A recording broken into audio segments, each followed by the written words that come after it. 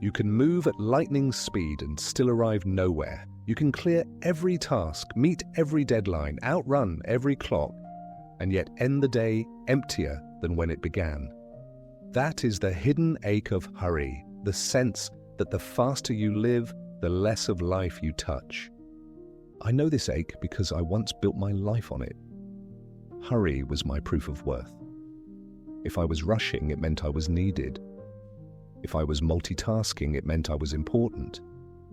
If I was breathless, it meant I was alive.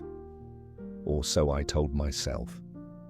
But what I eventually discovered is that hurry is not a sign of life. It is the slow theft of it. I remember sitting in my car between meetings, eating lunch from a crumpled paper bag. The sandwich filled my stomach, but the day still felt empty. I was efficient. I was on time. But I was absent. And that was the contradiction I couldn't bear to name. The hurry that made me proud was also erasing me. There is a quiet grief that comes with living this way.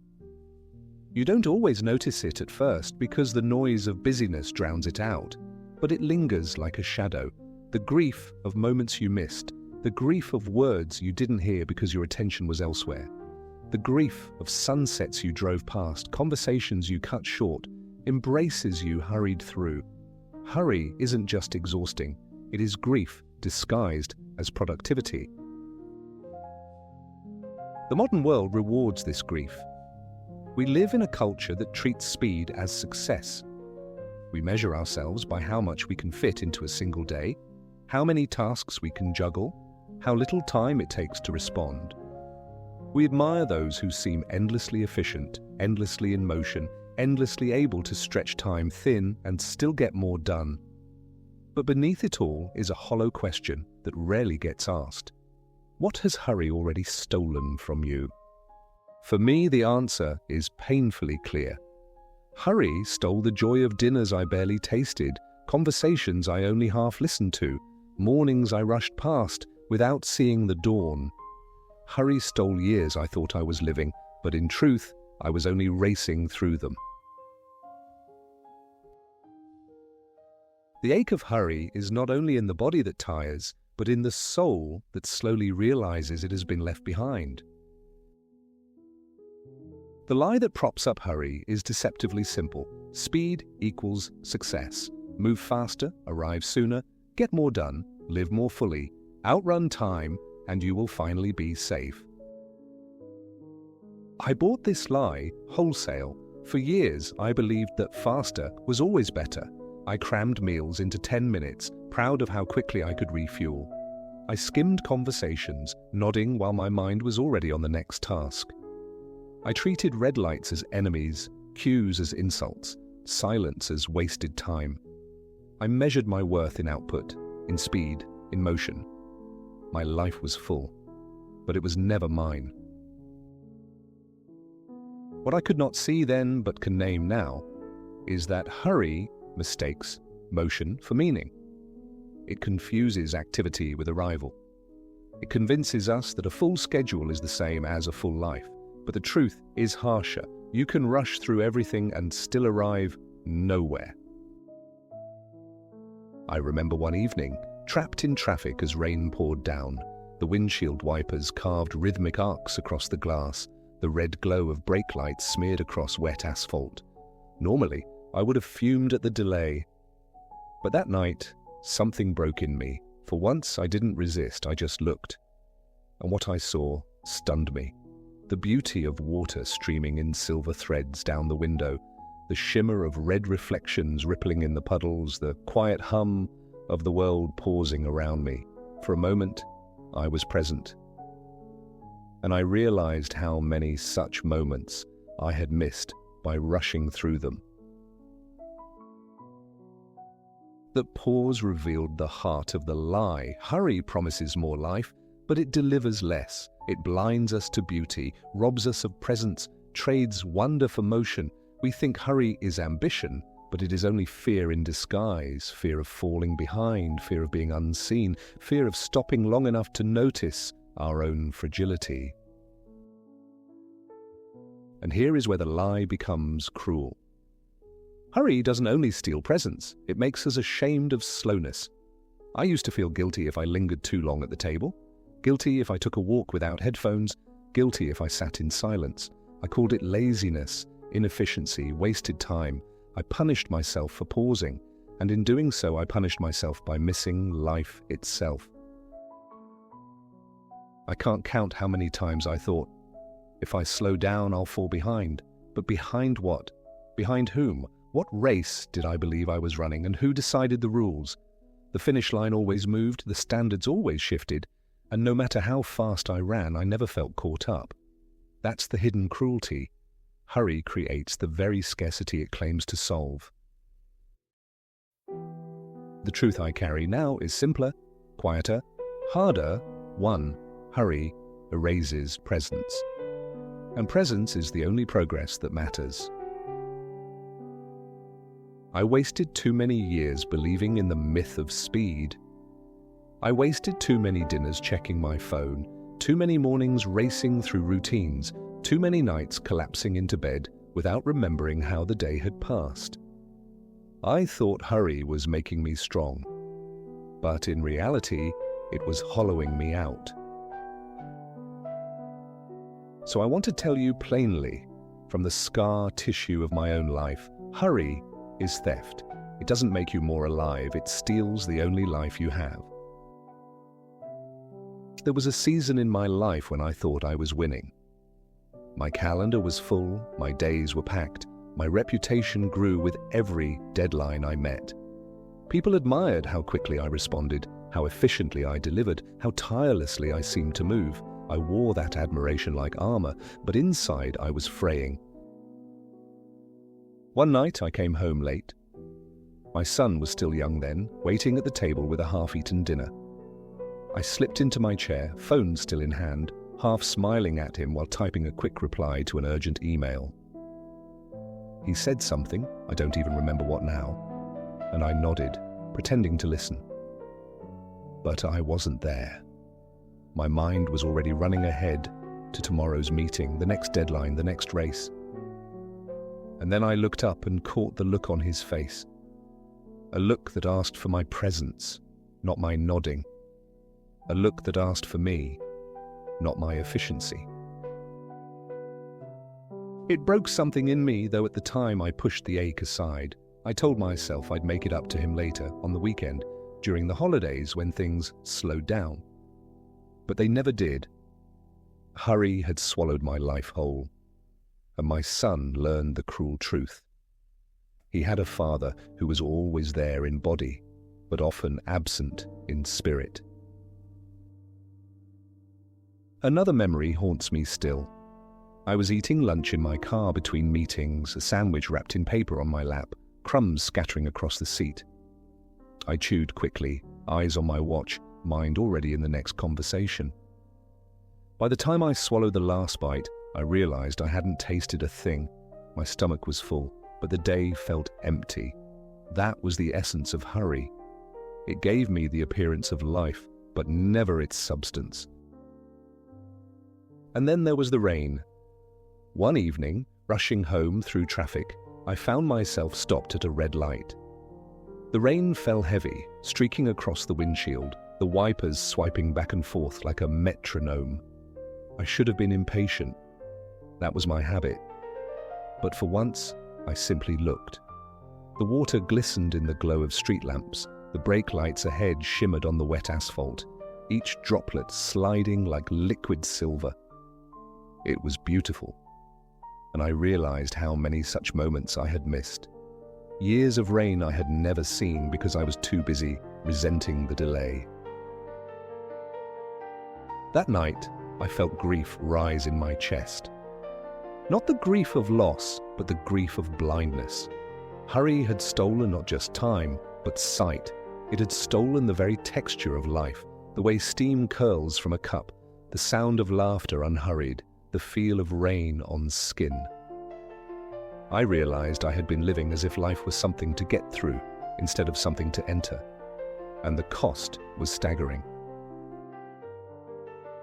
It took me years to face the truth. Hurry doesn't give life, It takes it. Hurry promises progress, but delivers emptiness. It convinces us that speed is safety, when in reality, it is disappearance. I began to notice the pattern. The faster I moved, the less I remembered. The more I rushed, the less I tasted. The more I filled my calendar, the more hollow I felt. Hurry was not ambition, it was fear. Fear of being left behind, fear of not mattering, fear of facing the silence that comes when you finally stop. But what if slowing down is not waste, but sight? What if presence is the only true progress? I began to test this idea in small, awkward ways, eating without my phone beside me, walking without headphones, just listening to the wind in the trees. Sitting at a red light without tapping the wheel, breathing instead of fuming. At first it felt uncomfortable, almost rebellious. I could feel the old fear whispering, "You're falling behind." But behind what? Behind whom? That question became my turning point. Because once I asked it honestly, I realized there was no race. The finish line was always an illusion. Presence is not delay. Presence is arrival. I used to think slowing down meant losing, but what I lost in hurry was far greater. I lost my ability to be alive in the very moments I thought I was chasing. The rain streaking down the windshield taught me this. It wasn't a grand revelation, just a simple sight I had overlooked for years, but in that moment I saw what hurry had stolen and what presence could return. The old teachings I once skimmed suddenly made sense in my own skin. Life is long if you know how to use it. Nature does not hurry, yet everything is accomplished. These weren't abstractions anymore. They were truths waiting for me at every pause I had once despised. And so the detour emerged, not to abandon ambition, not to forsake responsibility, but to reclaim life from hurry, to remember that the measure of a day is not in how quickly it passed, but in how deeply it was lived. Now, when I feel the itch to speed, I remind myself, hurry erases presence, and presence is the only progress worth making.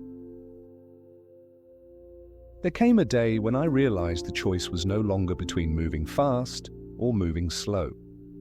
The real choice was between being absent or being present, between living as if life were a checklist or living as if it were breath, between measuring meaning by speed or by depth.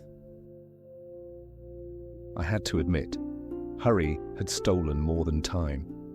It had stolen me from myself, but in slowing down I began to notice what had always been waiting. The sound of birds in the early morning, not just background noise but music. The way steam curls upward from a cup, not just vapor, but presence rising. The softness of a conversation when I actually stayed to listen, not just nodded and moved on. And so now, when the old itch of hurry returns, I carry a truth with me like a stone in my pocket. Hurry steals presence. Presence is the only progress. This is not a slogan, it is survival, because you cannot hurry your way into aliveness. You can only enter it by slowing enough to feel it. I know some of you will hear this and resist. You'll say what I once said, if I slow down, I'll lose my edge, I'll fall behind, I'll be forgotten. But behind what? Behind whom? Who set this race before you and who promised you a prize at the end? I carried that fear for decades and it delivered nothing but exhaustion. Slowing down did not erase me, it finally let me arrive. So let me extend this as an invitation. Ask yourself, what has hurry already stolen from you? Was it a dinner where you only half listened? Was it a child's story you missed while staring at your phone? Was it the beauty of rain you resented instead of received? Was it your own body neglected in the rush to get more done? And then ask, What would it mean just once today to slow down? To inhabit the moment instead of racing past it? To treat a pause not as an enemy, but as a doorway? You do not need to abandon ambition. You do not need to quit your work or discard your responsibilities. You only need to reclaim the truth that presence is the only progress worth chasing. That life is not measured by pace, but by depth. I can't tell you what this will look like for you. Maybe it's breathing before you answer a question. Maybe it's tasting your coffee instead of swallowing it in distraction. Maybe it's letting yourself stand in the rain, feeling each drop instead of running for cover. The practice doesn't have to be grand, it only has to be real. So let me offer this perspective, simple but costly. Hurry is theft. Presence is arrival. And you have always been here, waiting for yourself to return. I began with the contradiction. You can hurry through everything and still arrive nowhere. And I want to end by circling back to what I now believe with all my heart. Slow down, the life you want is already here. I think again of that night at the red light, rain streaking down the windshield, brake lights glowing in the puddles. For years I would have cursed that pause. I would have clenched the wheel, tapped my foot, longed for the green light to set me free. But in that moment, I was set free not by motion, but by stillness. I saw beauty I had missed 1,000 times before. The rain had always been falling. The light had always been glowing. I had simply been too fast to notice. That is the truth I leave you with tonight. Hurry will keep calling. It will whisper that you are late, that you are falling behind, that speed is the only way to matter. But I bless you with this detour. Step out of the race. Choose presence instead. Because presence is not delay. It is arrival. It is the finish line that was always under your feet. So may you pause at the red lights without resentment. May you taste your meals without rushing. May you listen to the ones you love without splitting your attention. May you feel the rain on your skin and remember that it was never wasted time. Hurry steals, but presence gives. Hurry erases, but presence remembers. Hurry blinds, but presence lets you see again. So slow down. The life you want is already here. And may you walk it, not in haste, but in depth, not in fear, but in wonder, not in the illusion of being ahead, but in the truth of already having arrived. Slow down, the life you want is already here.